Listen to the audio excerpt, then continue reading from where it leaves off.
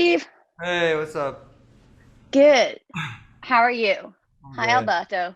Great to have you guys here. Hi. Um, I know we're all on different time zones, so it's truly international. It, I know we've been talking a bit about the collaboration you guys have done recently, and I wondered if you could start by just telling us how that came about. How did you guys end up collaborating across countries, across industries? Is this live? We're going live? We're live. We're live? Oh, sorry. I just get, there's so many like pre and like, I'm in like another meeting and then here we are. I'm like, I have no idea if it's live or It's not. good. This is real. This is the Zoom life. So how did we get connected? Well, first of all, Albert and I, we've known each other through a very dear friend of ours, Michael Thean, who passed away.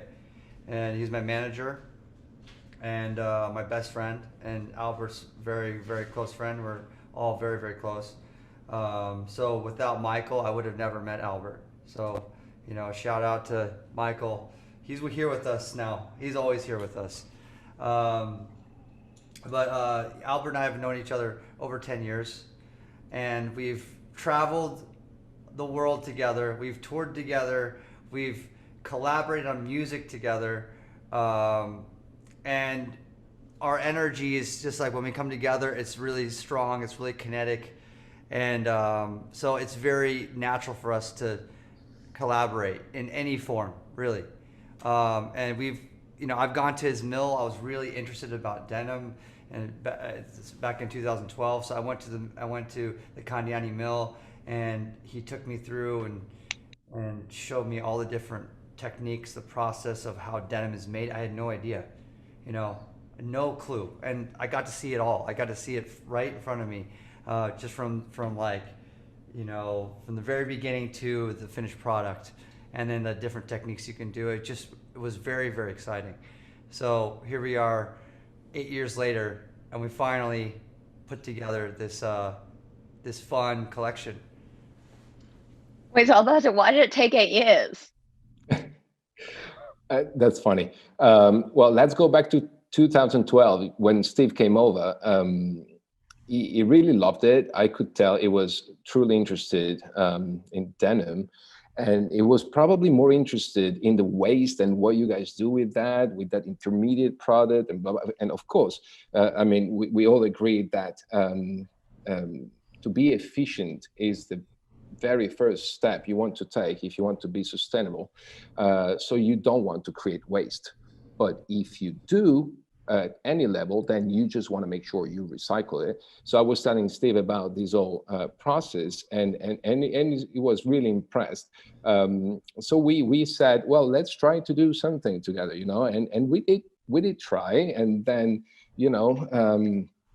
it was too hectic. It was too busy. He was such a big DJ. He still is. And I was fighting my dad too much at that time. I was trying to convince my dad, look, I think Steve wants to make a brand. I think we should do it. And my dad is like, no, we don't compete with our customers. I'm like, all right, all right. So it took a while, but 8 years later, and this is actually interesting. As Steve said, the real purpose was fun. It's like, okay, let's do something together. He came over to Milan. We opened a store in Milan last year where we sell our top customers and our top innovations, including our upcycling program. And Steve loved it. And he said, well, we got to do something. And with no real commercial purpose, just like, let's do something creative and fun. Yeah, just to add to that too, I went to the store. I had to check it out because it was a new store, and I wanted to hear more about Albert's like innovative ideas of the upcycling, which I love. I love the idea to take something that could be trash, or could be that's something that you wouldn't wear, and you can repurpose it, reuse it, and bring it back to life. I just love that sort of concept. It's almost like music making. You take samples, and you take samples that you might not ever use, and you put them in with other samples and a melody, and you kind of put things together like Lego pieces. and then you can create something brand new from something that would have never been used, or that was sitting around. And I went to the shop and I just saw a lot of this incredible ways to make this, put the different denim together, the story behind the sustainability behind that, and just so impressed, really inspired, honestly. And I knew I can always call Albert and be like, hey, let's do something. But this was definitely more like, wow, there's something exciting here. We could have fun with this project and really build on that idea of sustainability, build on the idea of upcycling, of that I'm really all about right now too, and more importantly, have fun with the project. And I think it's interesting that, since you guys started this discussion, the world has changed so dramatically. We're obviously now all sitting at home. We're not traveling to visit stores in Milan. We're facing still a global pandemic, a financial crisis. In the last few weeks, we've seen mounting protests against structural inequalities sweeping the globe. I mean, in the context that we're facing right now, what do you guys think the point of this kind of creative collaboration is, and can it drive positive impacts? Albert, you want to go first? Sure. Well, I think the point is collaboration itself and friendship. I think humanity should be collaborative. I think friends should be super collaborative. I think it's about unity, because when you unite two heads or two concepts, normally you create a better thing.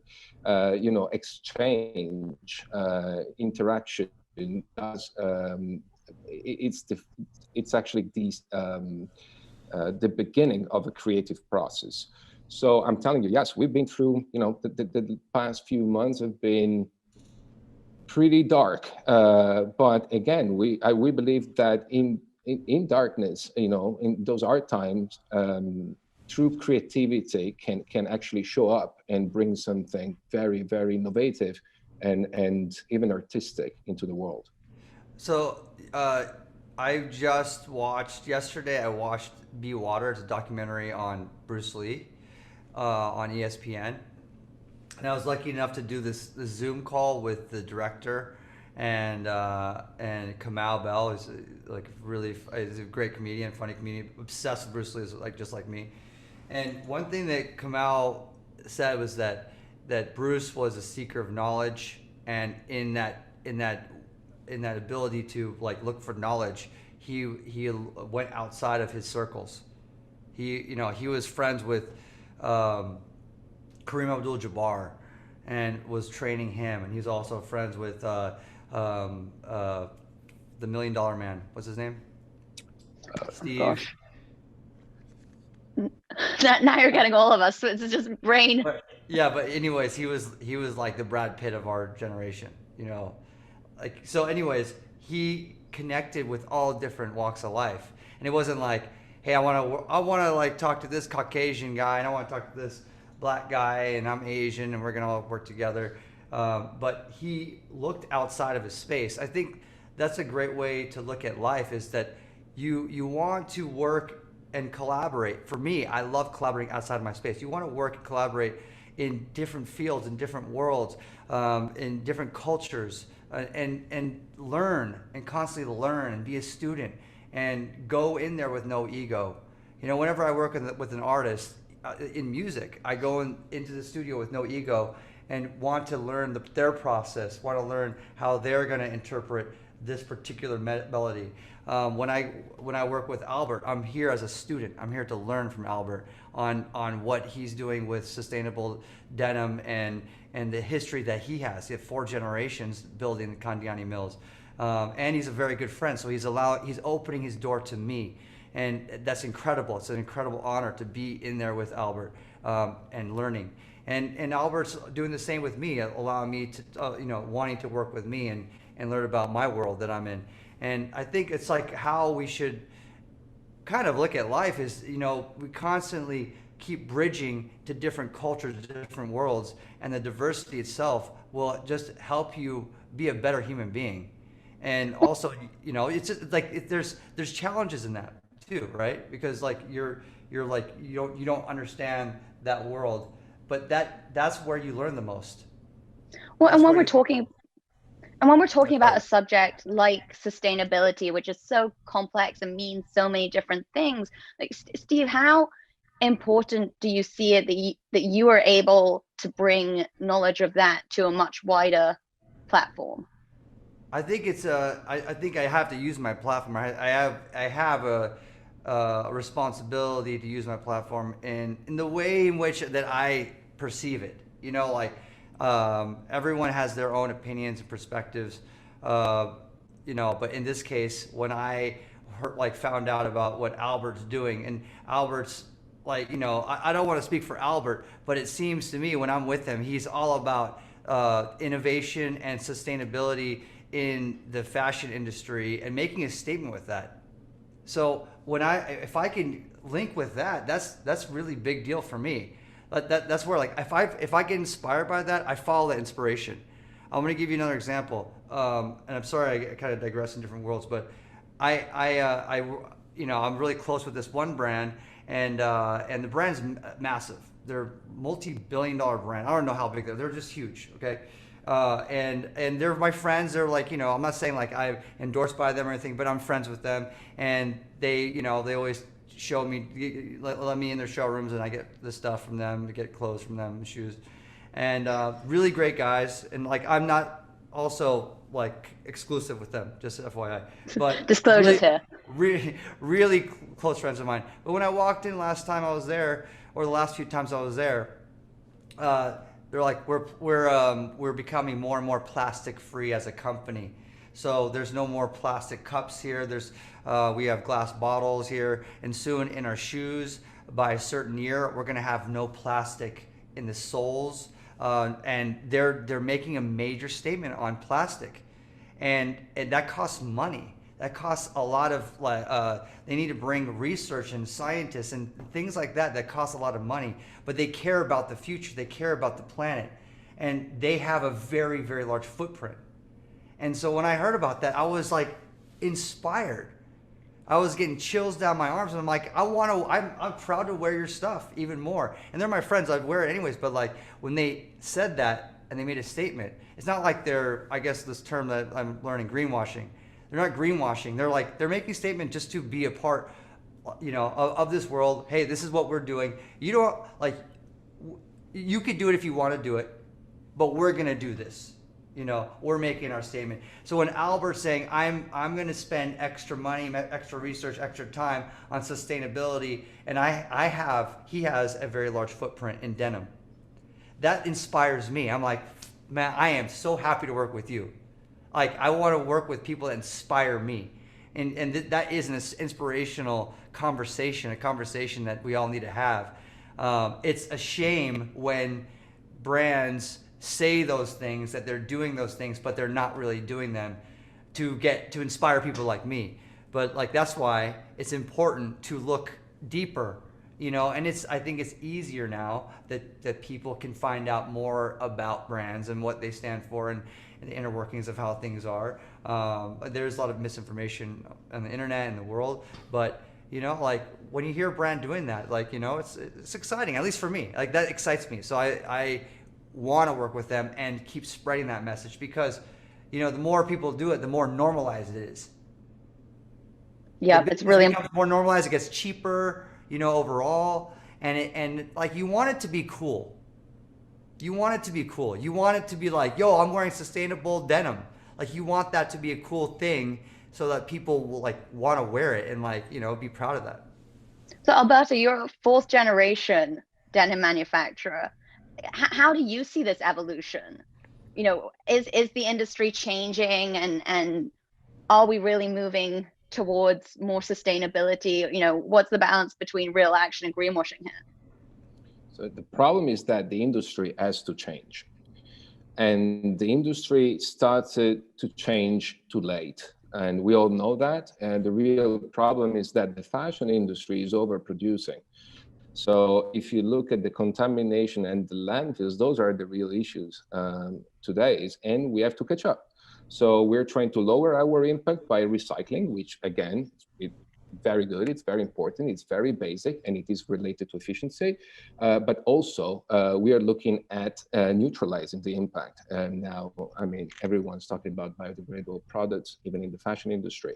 But I believe we can go even positive in the near future with regenerative products, or with compostable products. Think of a piece of denim that goes underground and it biofertilizes that cotton field again. I mean, what I'm talking about is happening already. We're there. What Steve said is actually very interesting. I mean, and to me it's a big relief. It's like, it's cool to wear sustainable denim. Of course, it takes a little bit of education and it's a process, because I mean, you have to know what tangible sustainability is against whatever greenwashing marketing activity, I mean, or story. But what I'm saying is that we have to learn from the music industry a little bit, and in terms of excitement, engagement. Because the thing is, you can only create a new type of demand if you match the offer. And the offer has to be genuine. Now, the problem is that, you know, too many people, and this is why the industry is late, they kept waiting and waiting, like, well, there's no real demand for sustainable goods. No, it's a big commitment. I believe Steve was talking about Adidas earlier. So that commitment, like plastic free in 5 years or so, it's incredible for a company like that. So I'm saying, as Candiani, the reason why we make sustainable innovation is not because the demand is there. It is because we want to create a different type of offer. Well, and how has that been an evolution for you guys? I mean, I know you're sitting in your showroom now. You know, what has that meant for Candiani as a company with decades of history? What are the changes that you have made? 82 years, started by my great-grandfather in 1938, and he was simply weaving workwear fabrics. Then my grandfather was the one with the vision, and the one who discovered denim, and actually denim got bigger than workwear. My father was the one more innovative. It was like, yes, let's try to go for this new stretch denim thing, like back in the 80s, and he nailed it, because he was the first one. He didn't invent it, but he was the first one to get it right, to get the, you know, to make it feminine, to make it a fashion type of fabric, not just a commodity. Well, and then it's me, the sustainable guy, and yeah, I'm obsessed with innovation. But today you no longer talk about innovation. Today you talk about sustainable innovation. Any innovation you want to bring into your product has to be sustainable. It doesn't really, I mean, yeah, it's not even possible to think of something innovative which is not greener, better than the previous generation. What do you think are the key innovations we still need to happen? What are the key barriers to moving forward still?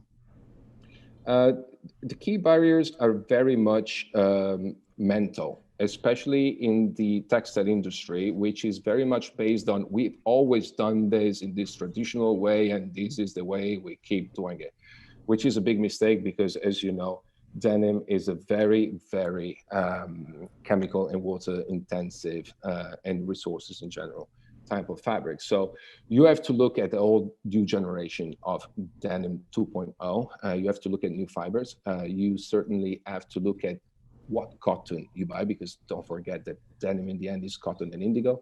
You have to look at the way you dye, the water you consume, the water you contaminate. And today it's World Oceans Day. And for instance, the fabric, which was the baseline of our collaboration, that fabric was made with 50% post-industrial waste, 50% refibra, which is a super smart ingredient that also includes post-consumer recycled cotton. And it was dyed with Ketotex. We're using ketosane instead of all those ugly chemicals that they produce microplastics. So we made an incredible sustainable fabric with tangible features with no microplastics. And I'm mentioning this not because I want to sell this type of fabric, but today is World Oceans Day, and it is, I believe it's relevant. So we're looking at the same fabric. We're always looking at denim. It looks the same, but the contents are totally different. The ingredients are totally different, much smarter, and the technologies involved are much, much different. Unfortunately, not the whole industry is taking the same path, because it's still more convenient to make cheap denim and big volumes. And I believe that today, despite my father's era, you were a very successful businessman when you could grow more and more and produce more and more and more. We did produce too much. Now you are a great businessman if you can keep your competitivity and your success by producing less. Well, I think that's a really interesting point. You guys have talked a lot about waste, and sort of, Steve, when you first went and visited Candiani, that was one of the things that you noticed. When you guys were talking about this collaboration, did you think about what it would mean to be making something new, and whether that was the right way to talk about this issue?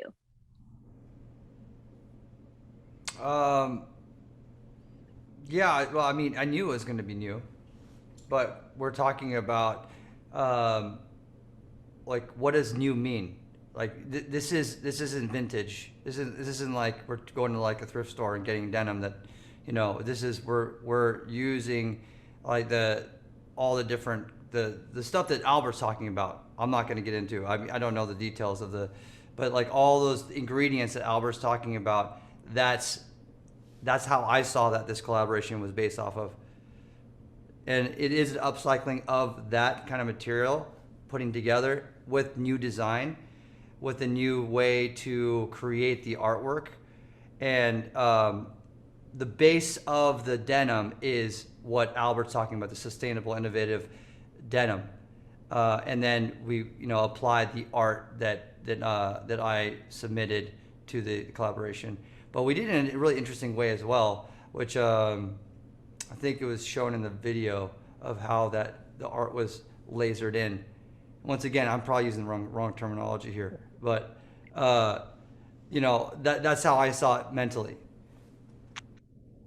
We have some questions from the audience that I am gonna throw out to you guys. For both of you, this kind of cross-industry collaboration, in what way do you feel like it has the potential to open up the eyes and educate the broader consumer? Alberto, you obviously usually speak to one type of customer. What difference do you think this collaboration can make?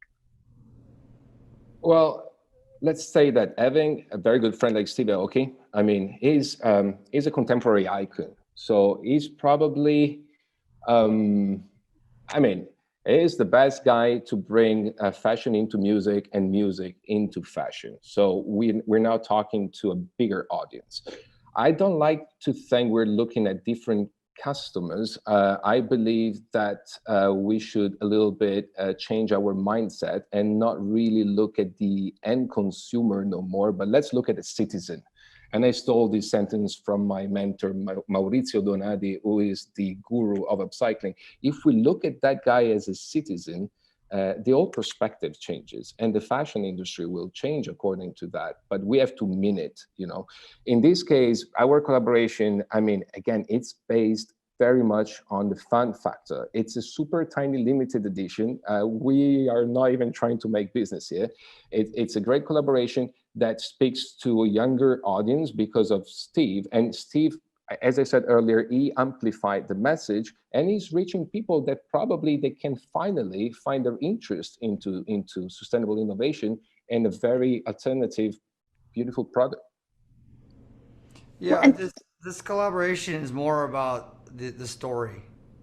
It's not like there's no intention to make any money from this collaboration. This is a way to spark a conversation, a dialogue, to the point where here we are talking about, this particular collab, which is really about doing something fun with innovative, sustainable clothing.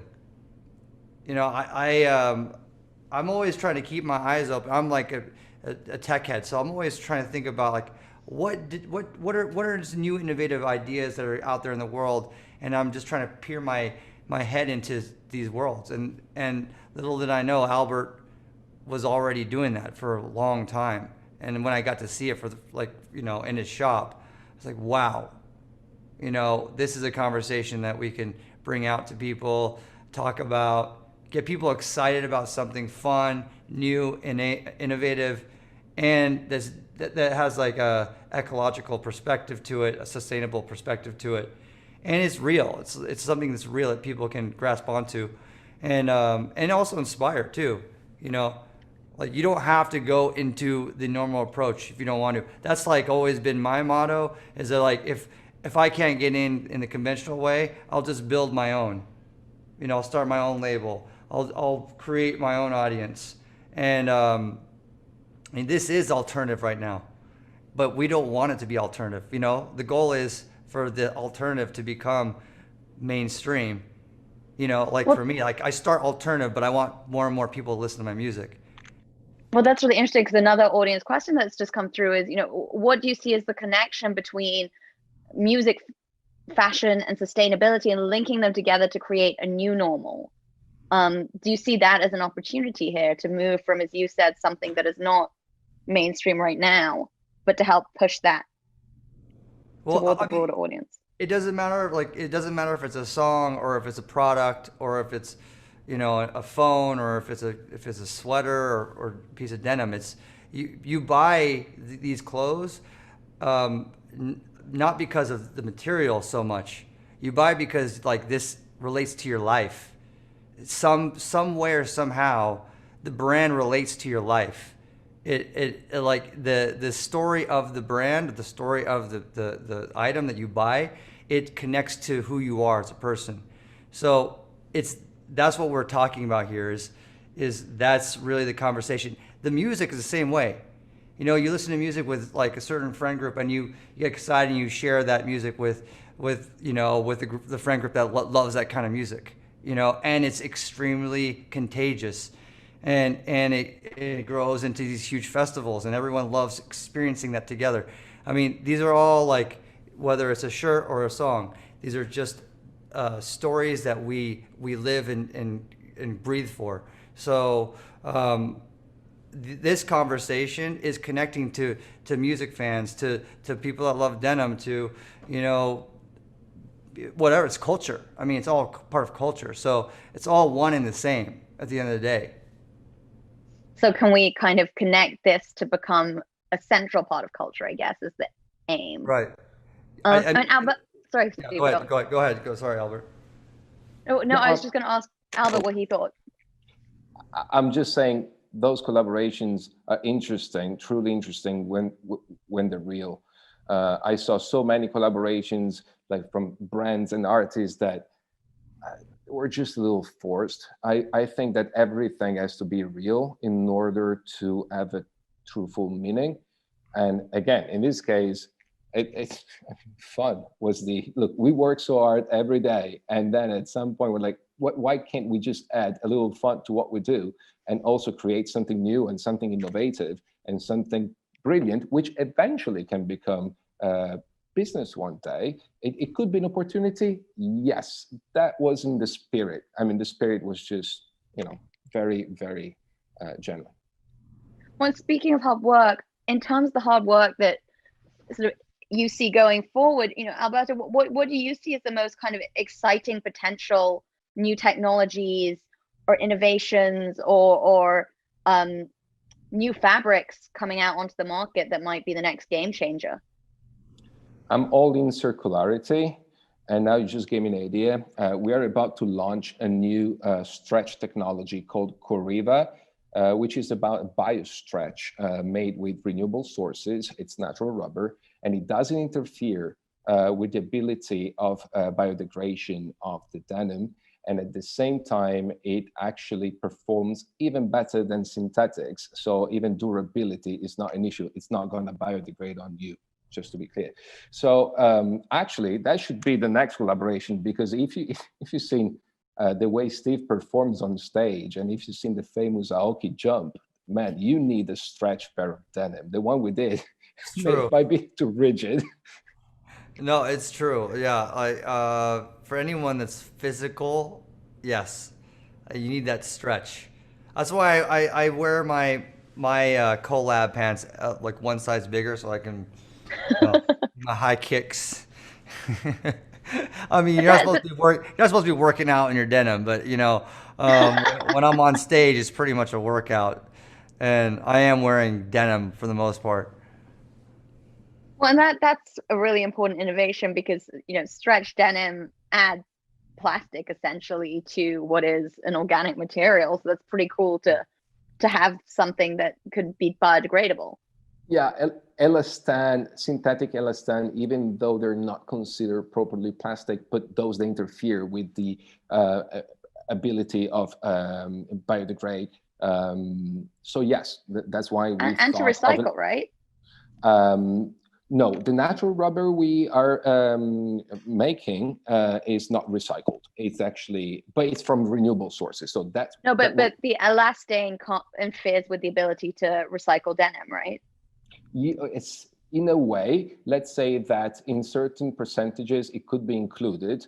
Now, I don't want to get too technical and boring, but let's say that it could be included. The problem is that the new denim you make, the new yarns you make are contaminated by those synthetics, so they might not be recyclable a second time, and certainly will never be biodegradable.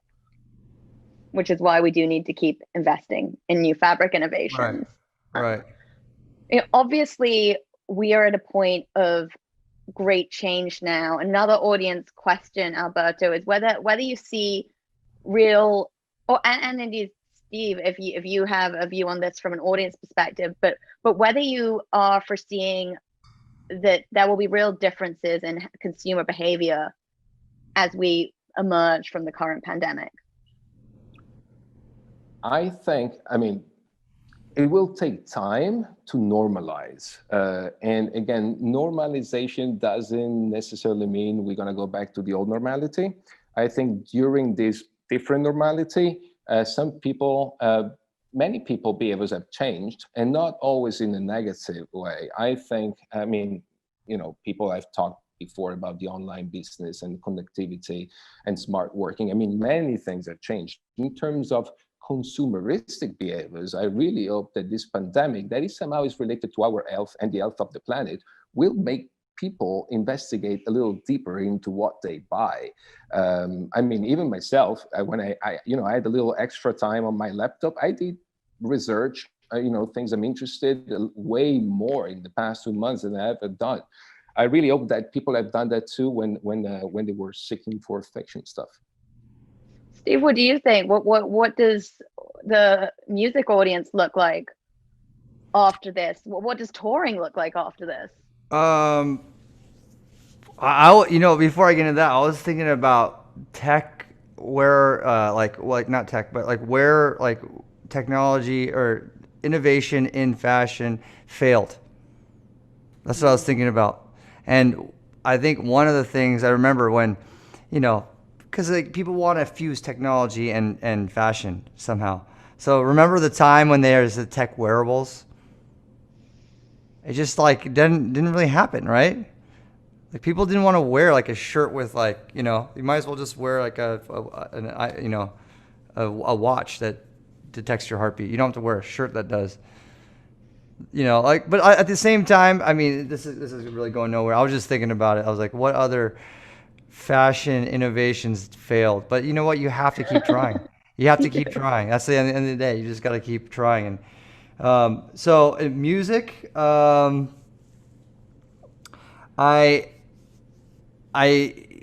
see some hope. In particular, Taiwan is a country. My friend is a DJ out there, and she DJ'd in a club. It was 3 weeks ago, packed, rammed, just like how you would see a club, slammed. And then I talked to her. I'm like, how is this possible? It's I could not imagine that. And she said that there is no COVID in the country. And I was like, is that real? True? Yeah. She's like, there's a 14-day quarantine to even get in. And everyone just generally the culture in Taiwan is you wear a mask all the time. People just wear masks. So that was that was hopeful that they're back. they're back to business, like normal business. And you know, here we are in June, and it's already. I think it was happened in May. So I think if we can bring around cultural ways to protect ourselves, like wearing the masks and doing certain things like that on the normal side of things, we can probably contain and flatten this curve even more, so we can get back to doing clubs and festivals. Right now, I do have a show scheduled in Japan in September. When? And yeah, in September. Awesome. Well, And fingers crossed. yeah, it's a festival show. So this will be my very first show, and I'm just hoping that Japan, maybe because it's part of Asia, is abiding by some of the same principles I heard about in Taiwan and also in Hong Kong. Hong Kong is a very strict quarantine period, and they've reduced the COVID to, you know, like a small number. I don't know what the number is, but I'm hoping Japan's like that too. And I can go and start playing a show, at least one show, you know, like I miss it. This is like my one show this year would be an achievement. Yeah, it's my bread and butter. It's what I do. It's what I love. It's my passion. It's my heart. It's my love, you know? So what has kept you motivated through this period where you can't do that? I'm just I have my studio in my house. I have a lot of things in my house that I can do. So I'm working on tons of music, obviously. I'm doing tons of these Zooms and staying connected with people. I've seen more people that I haven't seen, usually when I'm on the road, right? Like I do about 200 to 250 shows a year. So when I'm on tour, I like there's a lot of people I don't see. And like I'm doing Zooms all the time with people I don't see all the time. I see my family all the time. It's incredible. Seeing my mom, she's coming over every day cooking for me, like, you know, just like I was a teenager again. You know, just like those kinds of things I just take. I'm just so grateful to have that time to be spending with people that I love, you know, you get on the road, you get into work mode, Albert, you know, you're like, I got to be here. You got to do it. You got to move forward. You got to keep pushing the envelope. And then this stops you. And then like, you're like, whoa, I get to, you know, see my family more, do more of that. So I'm keeping it cool over here. Well, we're nearly out of time. So final question, guys. What's next? You know, you've done this collaboration. Are you going to do something else? Albert, is there a plan for a follow-up? Yes, because we had so much fun that we believe it's actually worth it to make another one. And again, we got a couple of good ideas tonight. You know what? I'm going to join in Japan and we launch it there in September. It's a perfect place to do that. Right? Yeah, they love denim. Indeed. Well, I hope you guys are able to do that. I think it might be tough, but fingers crossed. Yeah. Well, thank you both so much for chatting with me this afternoon, evening, wherever you are in the world. It's been fantastic and really, really appreciate the time.